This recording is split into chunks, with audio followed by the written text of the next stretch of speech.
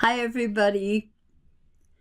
The video about the game show has been out for a little while now, and I had said that there would be another video explaining some of the questions and Lizzie's responses. And it's a delay, but being the techie geek I am, I wanted to try a green screen, which is how we have this effect. It doesn't take much to make me happy, but that's why the delay. And I just wanted to address some of the things in the video because there may be people watching that are not sure what the responses should have been. And, you know, knowledge is power, right?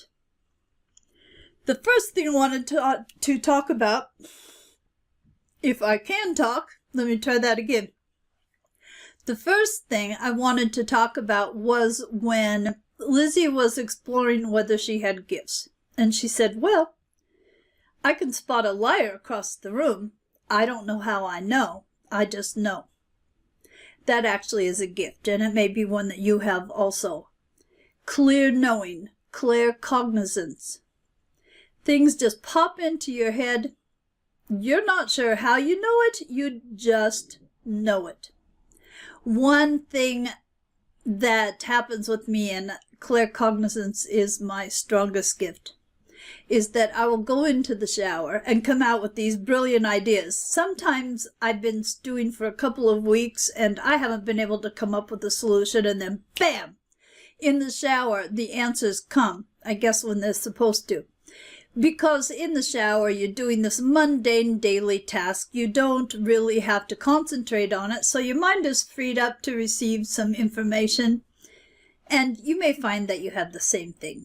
You may have been called a know-it-all often in your lifetime. It is just clear knowing. The information comes into your brain. Now, I'm afraid I'm going to have to look at my list to see what the next thing is, and the glasses are going to have to go on. So, when people say to trust your gut, of course you don't have to feel like you're going to throw up. It's just an expression, but some people literally do have physical sensations. For instance, if something is really good, you may get the butterflies. You know, you meet a man or a woman and you know, suddenly things are just going crazy in your gut. That is something to trust.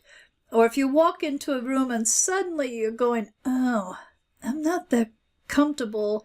My stomach feels kind of weird. That's a physical sensation in your gut that you can trust also. I used to start to get sick to my stomach before I had to go out to my parents for family events. Sorry, but that was the case. I would just start getting wound up and anxious because they weren't always that easy flowing, I guess you could say. What I did want to say is that what happens in your gut is different than like a whole body sensation. If you're feeling very anxious or nervous about something, it can mean that what you're believing is contrary to what Source knows as the truth. God, higher power, however you like to look at it, universe. When we get really anxious about things, and it's about our own stuff particularly, you know, oftentimes that's our ego trying to protect us, and we get an overall feeling of anxiety or worry or whatever. That can be a very good indication that you're worrying about nothing, that what you think is going to happen is contrary to what the universe knows is the truth. So it can be a fine line, it can be a distinction, but there you go about trusting your gut. Let's see what's next. Oh yeah, you're driving and you get this feeling that you should take the next street, not the one you usually do. Yeah, pay attention to those niggles. Often that's your spirit guide kind of tipping you off. Normally we have to request assistance from our spirit guides, but there are some instances where they're cluing us in with our intuition. It's usually not a good idea to ignore those things. If it just popped up randomly, it's probably for a very good reason. So trust those things. You wake up sure you have just heard a voice in your head. Okay, yeah. So clairaudience is another gift. Clear hearing. You're not flipping crazy. You can hear voices in your head sometimes. I have been woken up by a loud voice and figured out that it was because I had stopped breathing. You know, it's easy to think that we're going nuts when gifts start making themselves known. But if you heard a voice saying, you better get your ass out of bed or you're going to be late for work, it doesn't mean you're crazy. It just means that you're tuning in to your spirit guide, your angels, whoever it might be. Could be a loving ancestor, you know. The flipping crazy, you know, that's something that most people wonder when their gifts start kicking in. My God, what's happening to me? Am I going insane? You know, or do I just have too much imagination? It's normal. It's normal to feel that way. Now, one thing that helped me, that was explained to me, is that a crazy person would never question their sanity because they're totally normal in their eyes. So if you're questioning your sanity, you're not crazy. How about that? That's a good way to look at it. But the clairaudience, there are actually two forms of it. You can have subjective clairaudience, which is basically hearing in your head, but you also can have objective clairaudience. It's not as common, but it's hearing with the physical ears. Either way, you're not crazy. So that's good to know, right? Oh, this might be a big one here. That you get major points for sacrificing your own needs, and that will get you into heaven. Not so. First of all, we don't have to earn our way into heaven or the afterlife, however you want to refer to it. It's an automatic. It's an automatic for people like Hitler. I mean, we're all here in certain roles that we've chosen to learn certain things. We're not kept out of the afterlife or heaven because we fulfilled the roles that we chose. So you don't have to earn your way in. What does keep spirits from crossing is that they believe that they're not entitled. So if they've been raised in a religion, for instance, where it was big on sin and they've led a less than stellar life, I guess you could say, they may tell themselves that they're not going to be entitled. And there are all sorts of reasons that spirits may choose not to cross. Sometimes they just stay a little too long at the party before the window closes. But usually it's a self-imposed restriction.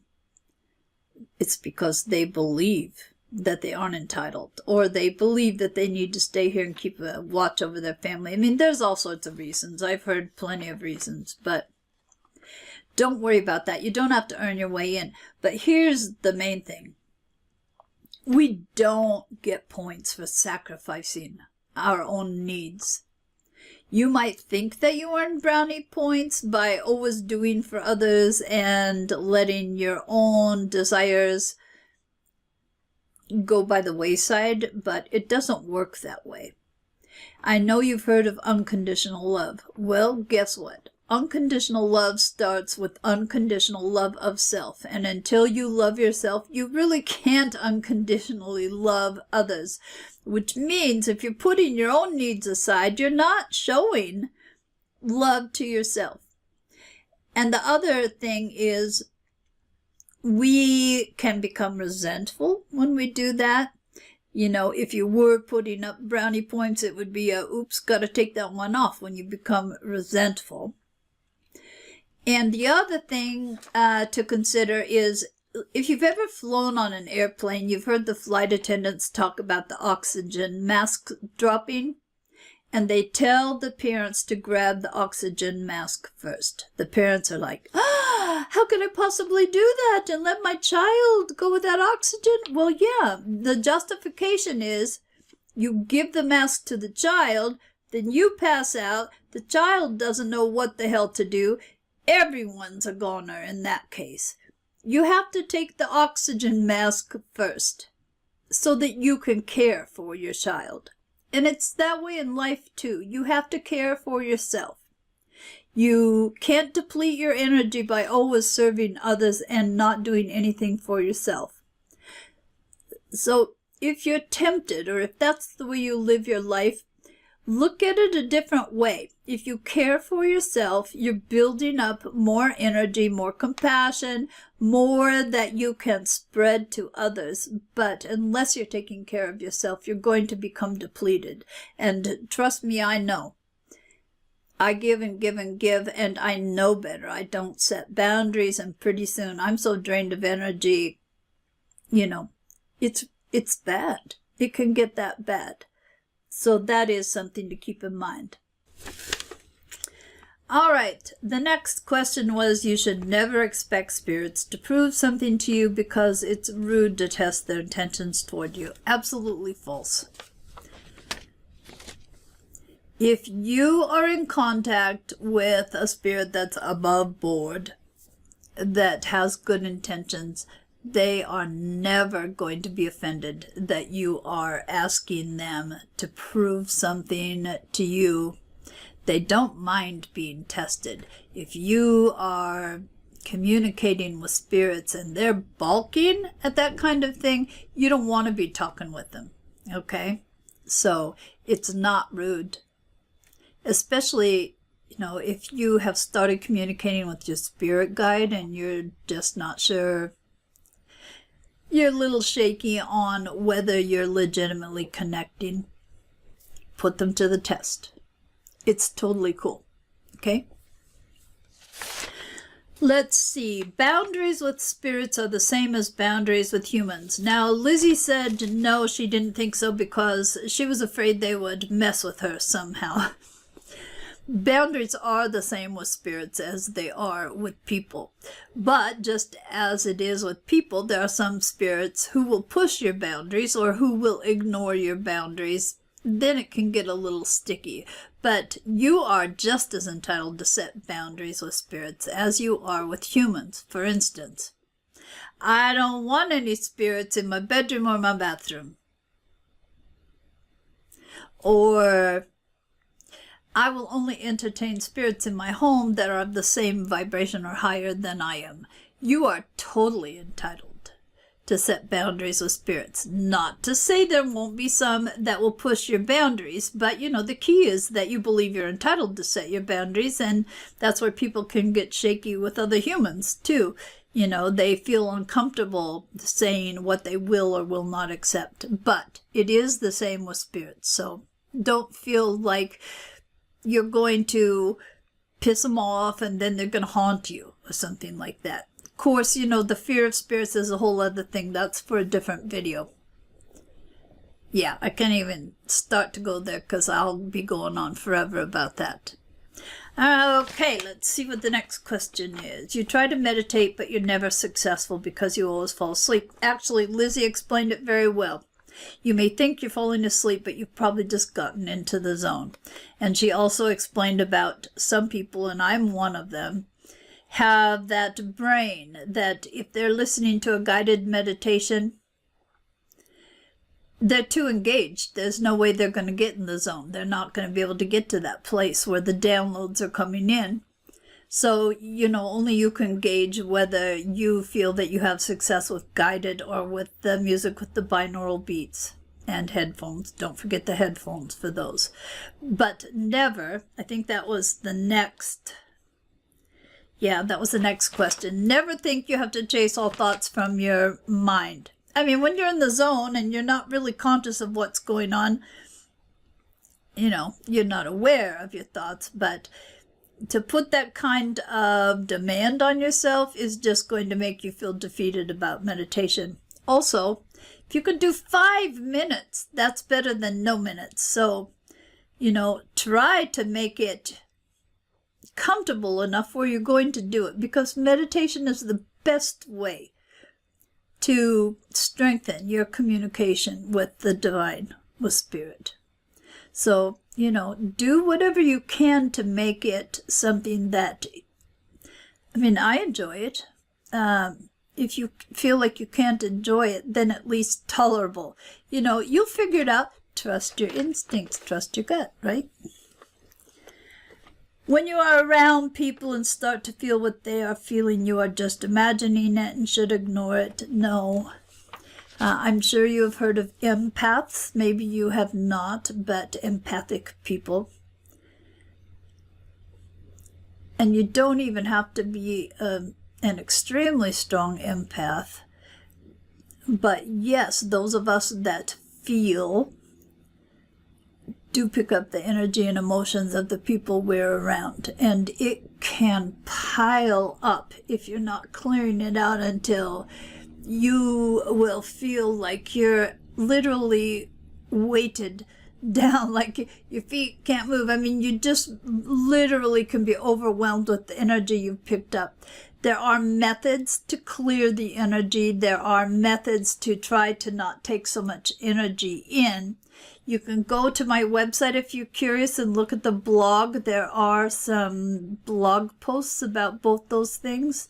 It's www.lifestartswithlove.com. And again, go to the blog. There's one on why you need to clear your energy. There's one on a quick way to clear your energy. But if you notice that your mood changes when you're around someone cranky or depressed, it's a good chance you are an empath. And a good way to find out where you are on the scale is to go to a website that is www.empathtest.com. It's a really short quiz, but it'll let you know just how high you might be on the scale, and it may be a big aha moment for you. So don't ignore it. If you notice that how you're feeling changes when you're around people. Oops, I forgot to turn my speaker off. I do that every time. Okay, sorry.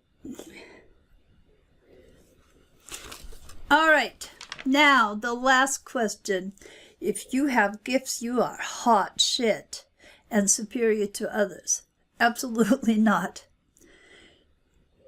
And Lizzie was right about that. No one should feel superior to other people. But having the gifts? No. Because every baby born has clairvoyance. Babies are still so in touch with the spirit world. And as they grow up, it kind of depends on their family and their family's awareness of gifts or abilities. Often children are ridiculed or told they're crazy, too imaginative, and pretty soon they start shutting the gifts down. But everyone has potential. Everyone can access and build their gifts. No one should be feeling superior. Now, there are people that were lucky enough to grow up in families that have acknowledged their gifts for generations back. Everything is just hunky-dory in their family about their gifts. And, they've used them their whole life. They may feel like they have a better handle on their gifts because of that. But again, no, it doesn't make you hot shit, because everyone has that potential if they want to build. And I do have a problem personally with people that are arrogant about their gifts, because it just, well, let's just say I have a problem with arrogance, period. And I shouldn't be pushing that on you, but, you know, I never think it's cool for anyone to think they're hot shit and that others are lower than them. That's just me. Now, there may be other things that I should have addressed. Let me look at the doors to see if there's something there. Yeah, if you don't trust the universe, don't expect to get what you want. And I still have a problem with this because of the challenges in my life. I still expect everything to go wrong. And I put that out as a vibration. So I block a lot of what could enrich my life. Just saying. Divine timing. Yeah. It's not very fun, honestly, when you really want something. It's not that fun to have to trust that you're having to wait for a good reason. It is, in fact, valid, I guess you would say. But it's not that easy to wait on something that you really want badly. But it's worth it. So, yeah, you have to kind of go with divine timing. And also, as was pointed out in Lizzie's mental thinking out loud, what we think we want or what we think we need is not always what's best for us. Remember, our egos are hopping in there. So try to remember that also.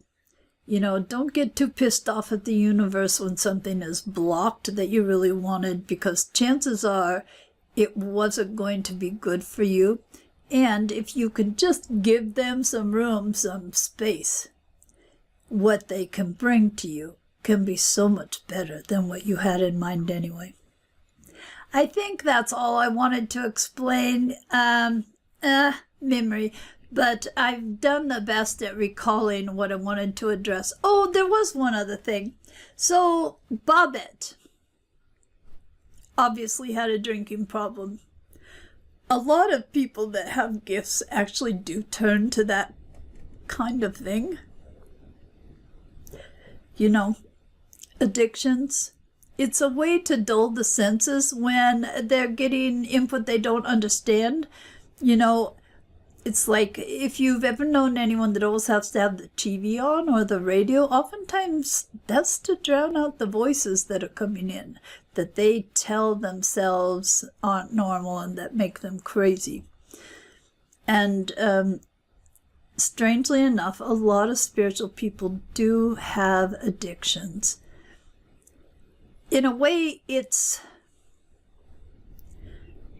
an attempt to experience the oneness that you've heard about. There are ways to just do that spiritually, but not everyone understands that. And sometimes the lowering of inhibitions, or sometimes the heightening of intuition, depending on the substance, can make a difference in how you feel about your connection. I'm not sure that made sense. I tried on that one, but it's not all that unusual for spiritual people to have a problem with alcohol or marijuana, even drugs like LSD, you know. It's a reaching out of sorts, I guess you could say. Maybe not in the most healthy way. But, you know, we do our best in life. That's all we can do, right? Enough of my rambling. Thank you very much for listening. Take care. Till next time.